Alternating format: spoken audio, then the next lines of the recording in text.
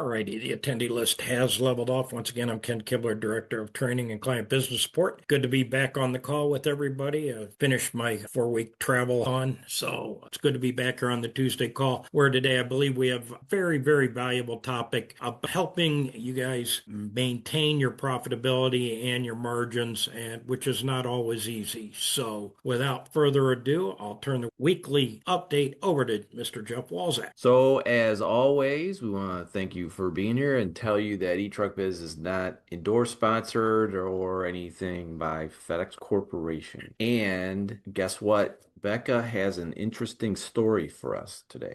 You. Before I start with what we're seeing is low margins and financial stress. If this sounds familiar or is keeping you up at night, just know that eTruckBiz does have a solution for you. So yesterday we had quite a few Zoom calls with FedEx contractors, and after doing enough of these, you start noticing a pattern. So what I've gathered is that most of these FedEx contractors are hardworking people. They have dedicated teams that get the job done, but there's always one common struggle that they're working tirelessly, yet there never seems to be enough money to get ahead. So if this sounds like you, stay tuned. So on one of these particular calls, we were walking through a budget exercise with a contractor, and his operation is running full steam. But when we started comparing his expenses to others his size and then to FedEx's standard budget model, he was stunned. He had no idea where his expenses should be. And then he admitted he'd never developed a budget or spending plan before. He just assumed that if he provided great service, everything else would fall into place. So he said something that really stuck with us, and he goes, surely this is how FedEx has it planned out. As long as we provide service, we should be okay. But when we laid out what his financial picture could and should look like, the realization hit him hard. He was beside himself, seeing how much opportunity he'd been leaving on the table. So it was a powerful moment, and one that showed him there's a better way forward. So if this sounds familiar to you, we can help. So step one, see where the money goes. So for most clients, the answer is more surprising than they expect. How can I see what's supposed to happen? We have an offer for you. We want to help you achieve the same success, and that's why we're offering contractors a free financial health assessment or a budget blueprint where we'll analyze your current financial picture, identify areas where margins can improve, and then show you how eTruckBiz can help you take control of your financial picture. So sometimes it just takes some awareness on something other than needing service. And this is absolutely no strings attached, just actionable insights to help you sleep better at night. So if you're ready to get started, please go to eTruckBiz.com, or you can always email me back and I will get something set up or just answer some questions that you may have. And then we can map your path to sustainable larger margins like the rest of our BGSS clients experience. Okay, good story. And actually, I was on that call too, and sometimes it's a little surprising to see stuff like that, folks. It's worth it to go through that exercise and kind of become aware of what's going on, right? So anyway, let's look at the volume from last week. Looks like our pickup stops on the vans and the packages seem to pick up pretty good last week. So that's good. Hopefully we're seeing that this week here. On the delivery side, it's a slow move, 1.9%, 1.8% higher, but you know what? This time of year, we'll take anything. That's good. Need to get back to trend. Productivity, the dispatches seem stagnant, and think you finally would at least turn the corner, I hope, on productivity there. Or can Edging so close to that Mendoza line at 100 stops. Little final push will do it. Encourage everybody, watch your Monday. Yes, it's bulky on Monday, but where we're seeing some of our customers, just the stops per dispatch fall way out of range on Monday. So normally that's your day of opportunity. Try to make a plan just to get close to where you want to be on Monday. A little bit of news this week, and this is one of those things that seems not a big deal, but actually it is. Trouble continues over in the brown trucks. The CFO issued a warning to dividend investors. So there's a type of investing you can do. You're just looking for the best dividends you can get, who provides the highest dividends, the most consistent dividends, that kind of thing. So UPS CFO Brian Dykes, I guess that's how you say it, confirms no dividend raise in 2026 as the shipping giant battles Amazon volume losses and surging costs. Oops, what happened to Amazon volume? Well, whatever. Surging costs. $49 an hour? Who knew? Yeah. Who knew that that could possibly happen if we accept that contract from the Teamsters? Geez, I don't know. Okay, so that's cool. So it's cool that there's problems over there. So yes, we have our problems over here, but it could be worse. A lot worse. All right. So if you hadn't noticed, it's spring out there, I think almost everywhere. Finally. And that means it's time to clean some things up. So this applies to your team as well as your trucks and everything else out there, right? So spring cleaning should cover every part of your operation. So with the volume where it is pretty stagnant, it gets kind of easier to run things at this point because it's about the same volume almost every day. Yes, it swings on the Mondays and Sundays and everything else. But if you're going to do some home improvement, some spring cleanup, it's time, right? Every team, everybody on here who's a contractor and everybody on here who's going to be a contractor knows that you're going to wind up with upgrade opportunities. So the longer you keep your problems around, the more they weigh down your business, right? So spring is upgrade season. It's time to take a hard look at your weakest performer or performers and consider making some. Yes, could be expensive, but the return on the investment is likely measured in tens of thousands of dollars versus whatever it costs you to turn somebody over, which is a whole nother question. How much does it cost? But it's time. If you've got that problem person, that's always a problem, do you need to deal with that? And what is that person costing you, right? Ken, you were going to say something? Yeah, just think of if a person's shortfall of capability is 20 stops a day at $4 a stop, real simple math, that's $80. 80 times 5 a week, they're costing you just there $400 a week. That shortfall that they're costing you, and that's just the unseen cost. That's just the viable cost there. So in fact, our most successful BGSS, business growth and subsystem clients, practice what sometimes we call continuous or close to continuous, right? This is one of the keys to higher margins. Jeff, it cost me money to turn somebody over. Yes, but what is it? Ken's just telling you. What is it costing you to keep somebody that's not pulling their weight around, right? So the question is, how can I do this? I wasn't expecting to upgrade anybody. I don't have any more drivers in the pipeline. What am I supposed to do? Well, we have with us today Ms. Seneca, Director of Finance Administration and our financial strategist. I think she's going to give us some ideas of what to do. Yeah, thanks. Okay, so we're going to go over one of the secrets to a healthy FedEx operation. And as Jeff mentioned, that's never stop recruiting drivers. So here's an example. Your phone rings early, a key driver quits, suddenly a full route sits unassigned and panic sets in. This is what we call reactive recruiting. Shifting to an always be recruiting mindset transforms hiring from a crisis into a low impact long-term strategy that's not only your team, but your bottom line. So what is the cost of these panic hires? You just want somebody to fill that seat. But when a driver resigns unexpectedly, there's ripple effects that happen immediately. Leaving a route unassigned for even a single day can damage your service-related KPI. And once that's damaged, it's incredibly difficult to recover from that drop. And then desperation, of course, leads to poor decisions. Rushing to fill that empty seat almost always means settling for a lesser quality candidate. You're just going to grasp at whoever is first available. And that would introduce a massive risk to your operation. A bad hire costs more than you think. The ways that it costs you is productivity drop. Struggling drivers cause slow delivery times and missed stops. There's safety risks. Unsafe drivers cost money and damages and threaten your contract standing.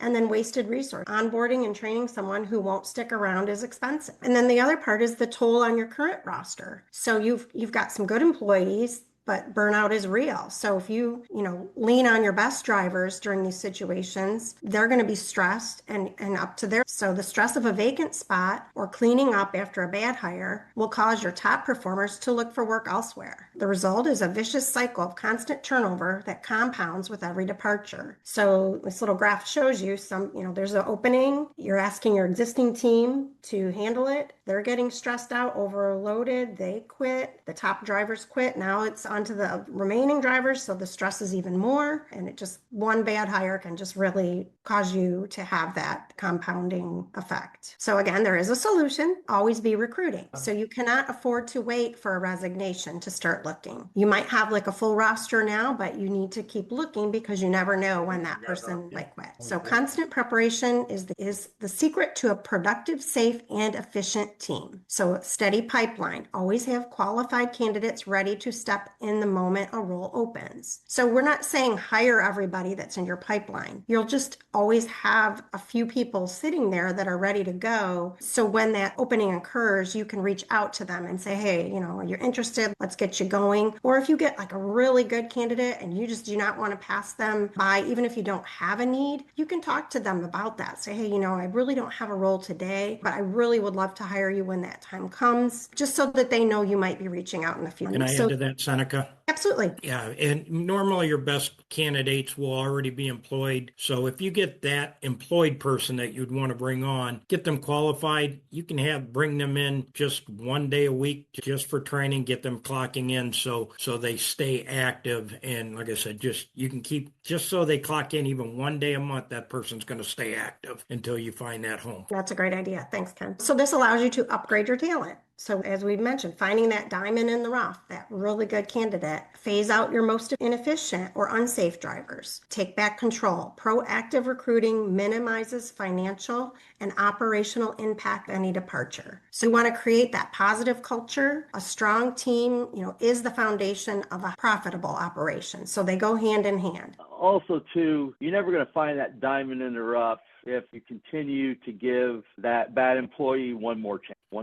Good point. And then you walk out of the building frustrated and I should get rid of him. But then, he's good for a week and then he does it again or she does it again. Get rid of him now and stop playing games with yourself. Is it going to be easier to train somebody in April and May than it is in July and August when it's really hot outside? And then after that, what comes after that? Then we're into peak and it's just a vicious cycle. I had a client tell me it costs too much to train people. I said it costs too much to keep the bad ones. You keep the bad ones and they're a cancer to your whole organization. You need to start cutting the cancer out. And the sooner you do that, the better off you're going to be. And you all know that. Just do it. That's all I got. Thanks, Bob. So how do you build a winning recruiting strategy? So you don't want to sugarcoat the job. You want to be brutally honest. You want, the candidates to know that this job entails heavy lifting, daily delivers, rain or shine, snow. Honesty reduces costly early turnover. So if somebody is aware that, this job is highly physical in nature. So just by being honest up front, you're going to get the candidates that don't mind that type of work or even enjoy it. So then we want to optimize the job ad. Indeed, we found offers the best return on investment. So you want to sponsor your job ad to stay near the top and refresh it frequently to stay visible. So we've got, a few tricks of the trade with that, but,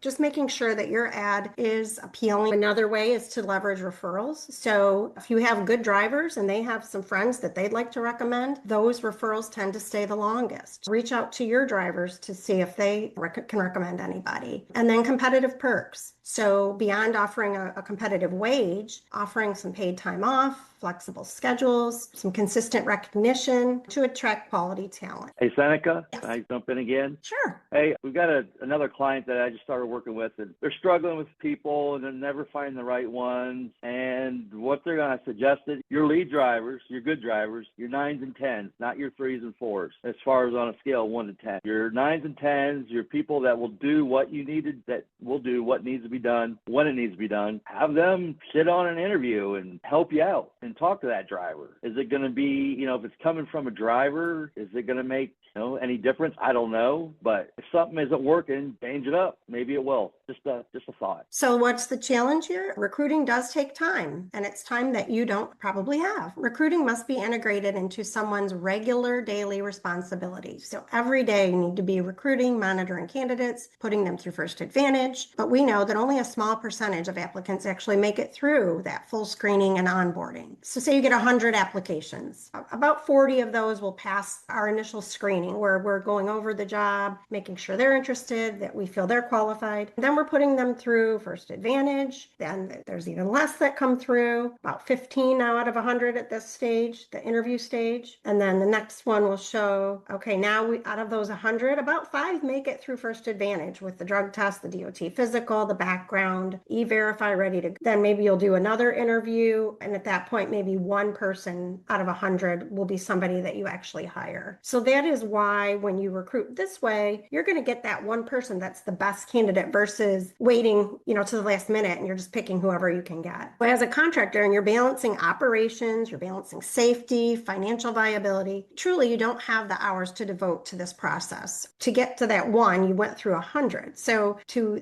that time that's required to continually recruit, screen, and qualify candidates. But we have a solution. Let eTruckBiz handle the heavy lifting. So what we offer is a comprehensive recruiting service designed specifically for FedEx contractors. So that is our space. We handle everything from sourcing to screening. So your roster always has a reserve pool of quality drivers ready to step up. This will help you stop desperate hires. No more settling for unqualified candidates under pressure. We offer competitive pricing. Actually, you'll save money because as we discussed, there's opportunity costs to keeping an inefficient employee. There's opportunity costs for you handling your own recruiting. So we offer competitive pricing, a reasonable, dedicated solution that literally pays for itself. This will enable you to work on your business. Stop working in it. Let us manage your recruiting so you can focus on growth. All right. Very, very cool. Thank you, Seneca. And this is one of the hardest things when you're running your own business, especially one of these businesses. It's very, very difficult to realize because you're trying to save every penny you can. But the place not to skimp is on recruiting drivers, because that's where if you just hire the next person that walks through the door, you're hiring your next problem and the whole thing just keeps on going. If you're going to make an investment in your business, if you can, the place to do it is